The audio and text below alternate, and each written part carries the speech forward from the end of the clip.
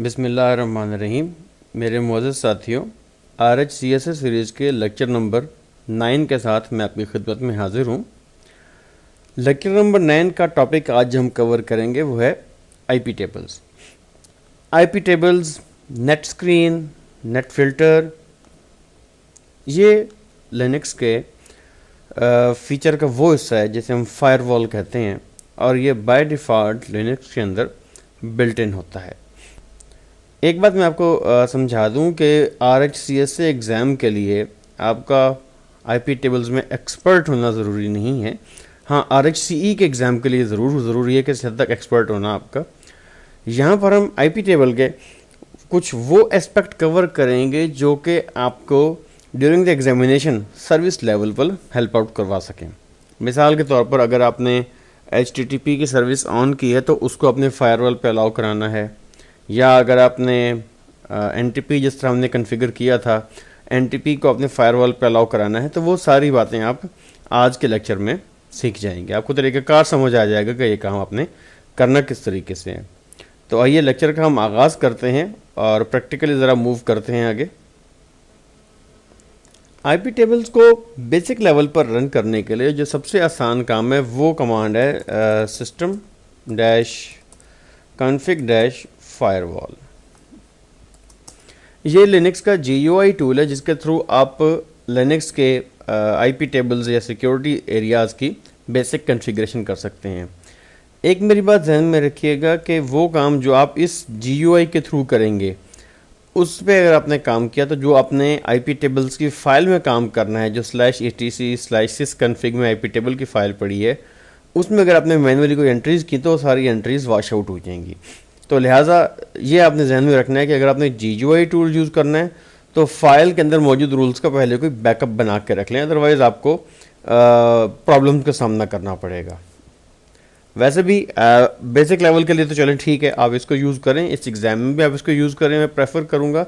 लेकिन advance options के लिए हमेशा फ़ाइल को यूटिलाइज़ करवाइएगा। इस टूल को अगर आपने एक बार भी खोला तो बैक एंड की फ़ाइल के जो तमाम रूल्स हैं जो आपने लिखे हैं वो वॉश आउट हो जाएंगे। डायलॉग बॉक्स इसको देखते हैं। विज़ार्ड के थ्रू आप बेसिक फायरवॉल के ऑप्शंस कॉन्फ़िगर कर सकते हैं। अप्लाई के थ्रू रूल्स अप्लाई हो जाएंगे। रीलोड करंट कॉन्फ़िगरेशन को रिफ्रेश कर देगा आपको, जिस तरह हम रिस्टार्ट करते हैं।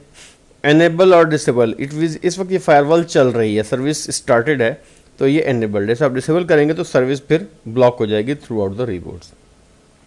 साइड पे देखें ट्रस्टेड सर्विसेज, ये वो तमाम सर्विसेज हैं जो कि बाय डिफ़ॉल्ट आपके सर्वर पर रन कर रही होती हैं। इनको चेक या अनचेक करके आप एनेबल या डिसेबल करवा सकते हैं अपनी ज़रूरत के मुताबिक। अदर पोर्ट्स, कुछ पोर्ट्स ऐसी हैं जो कि बाय डिफ़ॉल्ट सिस्टम का हिस्सा नहीं होती। जैसे कोई स्पेसिफिक सर्विस आपने डाली है, मिसाल के तौर पर अगर हम टॉमकैट को मैनुअली कॉन्फ़िगर करें तो हम उसको 8005, 8009, 8000 पोर्ट पे भी चलाते हैं अदर देन द पोर्ट 80, तो आप उसको यहाँ पर कॉन्फ़िगर कर सकते हैं। सेम मैं यहाँ पे कह देता हूँ पोर्ट नंबर 8000, ओके करें। अब ये सर्विस जो है सर्विस का हिस्सा बन जाएगा। इसी तरह से आपने अगर VNC सर्वर चलाया हुआ है, से मैं कहता हूँ 5255 पे चलाया है, यूज़र डिफाइंड करें। मैं कहता हूँ जी 5255। अगर ये नॉन पोर्ट नहीं है, नॉन सर्विस नहीं है, तो आपके सामने देखें सर्विस ब्लैंक आ जाएगी। सर्विस को अगर आपने चेक करना तो /etc/services की फ़ाइल में आप एक दफ़ा जाके स्टडी कर लीजिएगा। वहाँ पे तमाम नॉन सर्विसेज और उनके जितने भी नॉन पोर्ट्स हैं वो वहाँ पर मेंशन होते हैं। तो अदर पोर्ट्स में आप वो तमाम पोर्ट्स ऐड करवा सकते हैं जिन्होंने बाय डिफ़ॉल्ट इस काम में आपकी ट्रस्टेड सर्विसेज लिस्ट में शामिल नहीं होते, लेकिन आपके सर्वर पर कॉन्फ़िगर्ड होते हैं। फ़िलहाल मैं इनको रिमूव कर देता हूँ। देन आपका आ जाता है ट्रस्टेड इंटरफेस। ट्रस्टेड इंटरफेस आपके सिस्टम पे जिस तरह लगा हुआ है, लूप बैक है, आपके पास ETH हैं, ये तमाम के तमाम इंटरफेसेस भी आप इसके अगेंस्ट चेक कर सकते हैं फायरवॉल की सेटिंग करने के लिए। मैस्कुरेड उस वक्त काम करता है जब आपने अपना सर्वर एज आ राउटर यूटिलाइज करवाना हो। फ़िलहाल क्योंकि ऐसे ज़रूरत नहीं है। इसी तरह पोर्ट फॉरवर्डिंग भी है, सेम वे ICMP फ़िल्टर भी है। ICMP आपका जो सिस्टम है वो पिंग के थ्रू रिस्पॉन्स करता है। ये रूल्स भी आप यहाँ पर डिफ़ाइन करवा सकते हैं। और इसके अलावा ये है कस्टम रूल्स, यहाँ पर आप वो तमाम एडवांस या डिटेल्स रूल्स मेंशन कर सकते हैं जो कि आपकी फायरवॉल कॉन्फ़िगरेशन का हिस्सा बनेंगे। फॉर नाउ ऑन पहले 3 टॉपिक्स ही आपके ज़्यादा काम के हैं और उनमें से जो फर्स्ट 2 जो हैं उसकी आपको RHCS एग्ज़ाम में ज़रूरत पड़ेगी, लेकिन मैं ये चाहूँगा कि इसको हम कमांड लाइन के थ्रू करें ताकि आपका कंसेप्ट जो है वो ज़्यादा स्ट्रॉन्ग हो और आपकी जो नॉलेज है ज़्यादा अच्छी बिल्ड हो। मैं आपको ये भी सजेस्ट करूँगा कि इसको प्रैक्टिकल इन्वायरमेंट की बात करूँगा, इसको अनइंस्टॉल कर दिया करें जब आप प्रैक्टिकली एज एन एडमिन अपने डिपार्टमेंट में काम कर रहे हो, तो कमांड लाइन की ऑप्शन जो है IP टेबल में बहुत आपके लिए एक्यूरेट रहेगी। The rest is your decision. मैं क्विट इसको यस कर देता हूँ, हम आगे लेक्चर की तरफ चलते हैं। अब नेक्स्ट हमारा टारगेट ये है कि हम वो तमाम रूल्स देखना चाहते हैं जो कि IP टेबल में डिफाइंड है। लिखें less/tc sysconfig और IP टेबल्स एंटर करें। ये आपके सामने रूल्स आ गए हैं। ये आपका फिल्टर का टेबल है। इसके अलावा भी कुछ टेबल्स अवेलेबल होते हैं IP टेबल्स में, उनमें नेट भी है, मैंगल भी है, लेकिन हमारा उनसे फ़िलहाल कोई कंसर्न नहीं है। फिल्टर टेबल में 3 चेन्स हैं। इनपुट की चेन, इनपुट से मुराद वो पैकेट्स हैं जो कि सिस्टम के अंदर दाखिल हो रहे हैं। फ़िलहाल हम तमाम को दाखिल होने की इजाज़त दे रहे हैं, हर जगह से हर पैकेट आ सकता है। फॉरवर्ड मीन वो पैकेट्स जो कि हमारे सिस्टम ने कहीं और राउट करने हैं, किसी और एड्रेस पे भेजने हैं। फ़िलहाल हम हर जगह राउटिंग भी अलाउ करा रहे हैं बाय डिफ़ॉल्ट।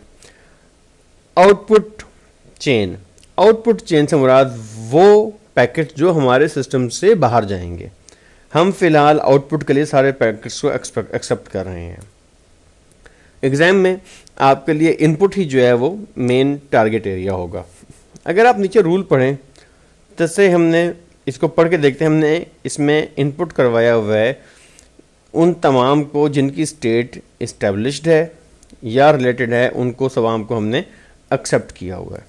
इसी तरह हमने ICMP का प्रोटोकॉल भी एक्सेप्ट किया। वैट मीन्स ये जो पिंग्स आ रही हैं कहीं से भी आ रही हैं वो उनको रिस्पॉन्स करें। इसी तरह हमने लूप बैक पर आने वाले इंटरफेस की कनेक्टिविटी को भी एक्सेप्ट करवाया हुआ है सिस्टम में। ये बाय डिफ़ॉल्ट IP टेबल की डिफ़ॉल्ट एंट्रीज़ हैं। इसी तरह आप देखें कि हमने स्टेट ऑफ नया कनेक्शन जो भी हमारा डेस्टिनेशन पोर्ट D पोर्ट 22 यानी कि SSH पे आने के लिए अवेलेबल है, उसको भी हमने एक्सेप्ट करवाया हुआ है और ये कहीं से भी आ जाए पोर्ट नंबर 22 अलाउड होगी। एडवांस ऑप्शंस में जिस तरह RHCE में आएगा तो वहाँ पर हमने सर्टेन IPs को या सर्टेन सिस्टम्स को अलाउ कराना होगा। इसी तरह ये एक मैनुअल और एडवांस कॉन्फ़िगरेशंस होते हैं जो कि बाद के पेपरों की बात है। अच्छा, तमाम एक्सेप्ट रूल के बाद आखिर में हमने रिजेक्ट कर दिया है तमाम चीज़ों को जो इन रूल्स पे पूरा नहीं उतरेंगी। With the ICMP host prohibited का मैसेज जाएगा क्लाइंट को जिधर आने की कोशिश करेगा। इसी तरह हमने फॉरवर्डिंग रोक दी हुई है कि हमारे पास से फॉरवर्ड कोई चीज़ नहीं होगी और ये ICMP के होस्ट प्रोहिबिट के मैसेज के साथ जाएगा।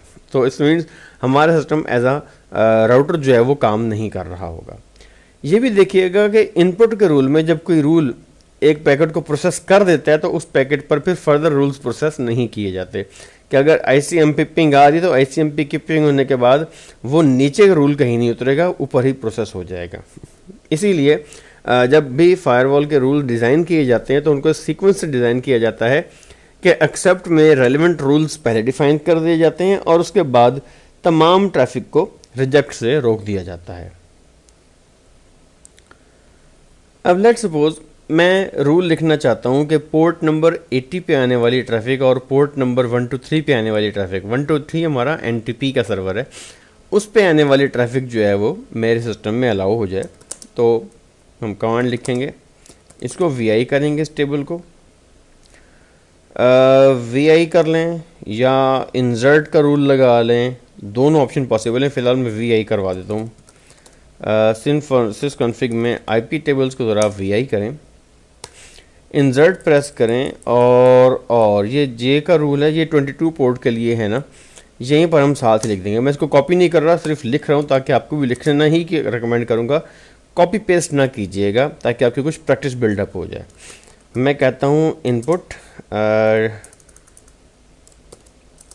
डैश एम मैं कहता हूँ state may be it's new, it's protocol is TCP, और डेस्टिनेशन पोर्ट जो है इफ़ इट इज़ 80 तो उसको एक्सेप्ट कर लें। अब मैं इसको सेव करता हूँ। आप करें IP tables dash L list करें, देखें रूल नहीं आया। उसकी वजह यह है कि अभी हमने सर्विस को रीस्टार्ट नहीं किया। रीस्टार्ट करें,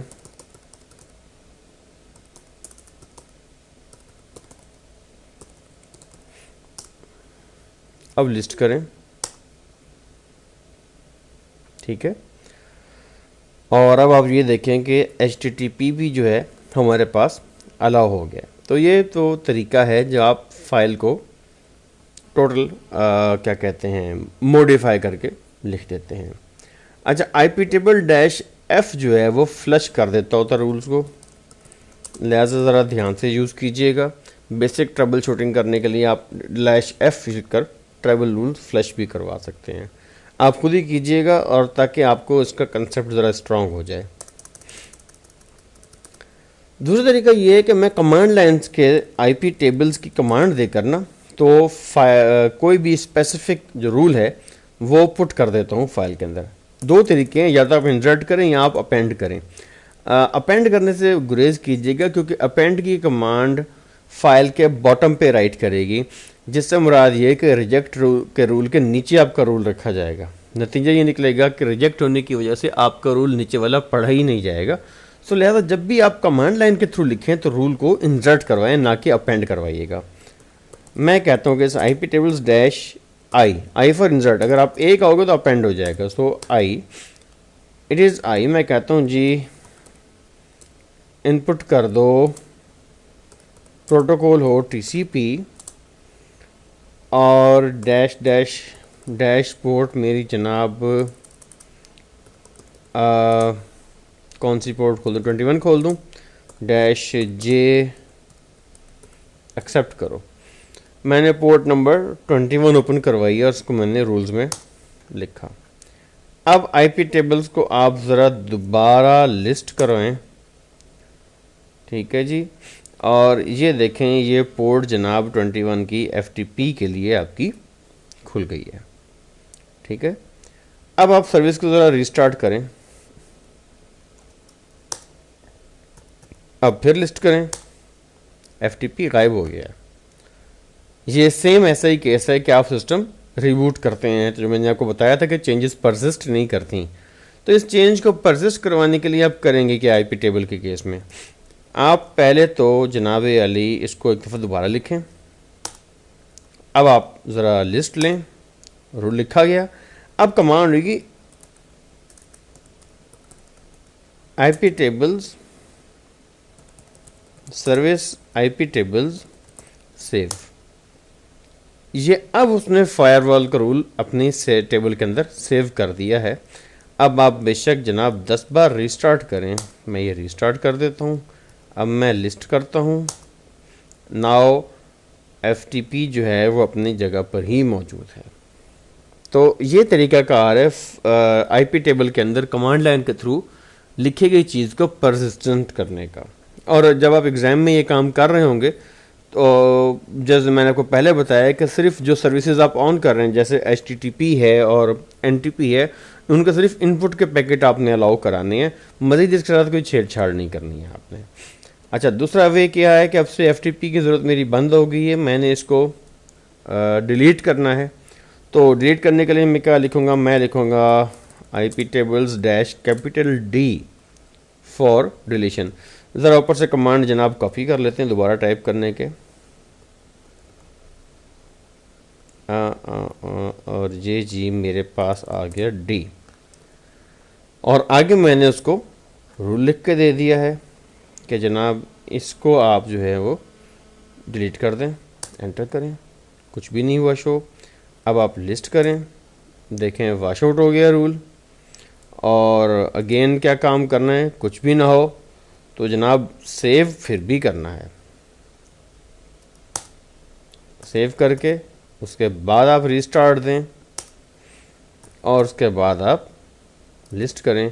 अब आप देखें कि FTP की सर्विस जो है वो आपको नज़र नहीं आ रही। स्टेप बड़े ही नॉर्मल से हैं, आप थोड़ा सा ध्यान देंगे तो आप बड़ी ही आसानी से इन टास्क को कंप्लीट करके अपने एग्ज़ाम में maximum mark with respect to firewall उसको यकीनी बना सकते हैं। दूसरा मेरे भाई, जो भी शख्स IP टेबल की प्रैक्टिस करे काइंडली इसको ध्यान से यूज़ कीजिएगा। अगर आपने इसमें सारी ट्रैफिक ब्लॉक करा दी या रिजेक्ट करा दी तो आपका सिस्टम एग्जामिनर्स को हो सकता है नज़र ही ना आए एवेल्यूएशन के टाइम पे, और उसका नतीजा मेरा ख्याल है आप बेहतर समझते हैं।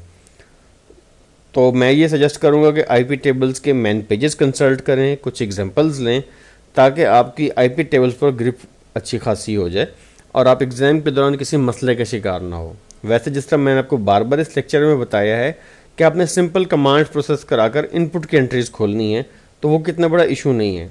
बट फ्रॉम माई एक्सपीरियंस जो मैंने सीखा है, जितनी आपकी प्रैक्टिस अच्छी होगी उतना ही ज़्यादा बेहतर आप at the time of examination perform कर सकेंगे। तो बहुत शुक्रिया। इंशाल्लाह नेक्स्ट वीक नेक्स्ट लेक्चर हाजिर होऊंगा। अल्लाह हाफिज़।